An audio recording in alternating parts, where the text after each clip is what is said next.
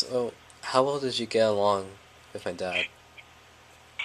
When I was very, very little, I got along with him just fine. I almost consider him like both like a mother and a father figure because I spent like more than half of my time with him. I remember how every morning, like whether it be when I hadn't even started school yet or when I even did start school yet, he'd always be the one to make me breakfast, do my hair, help me get dressed and whatnot when I was really like small, and like, I just kind of got really close to my dad. And what do you think of your mom? I would say that I didn't really have much of a relationship with my mom at first. Felt like I couldn't express any type of like emotion towards her or anything, and I just felt like I like anger towards her. So When the divorce did happen, how did you feel? What was going through your mind?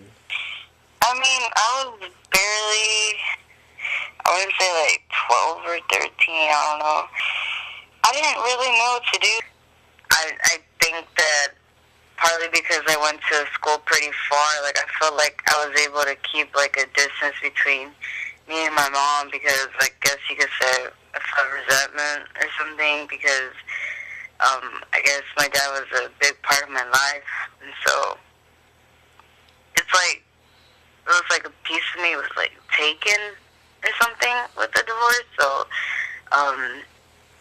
the relationship between me and my mom just kind of didn't really turn into anything. It just kind of got worse, and a lot of other events happened, and I started self-harming myself, and then that caused my mom to be a little worried, and then she kind of got the school counselor involved, and I received therapy for about a year, or a little over a year, and yeah, it was kind of hard to cope with the divorce, but I would say that the therapy really helped for the most part.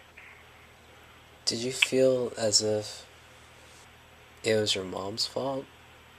I mean, I almost thought that she did it like purposely, really, for some other reason. But over time, with the therapy I received and whatnot, like I felt like I became a little more open minded. I didn't really.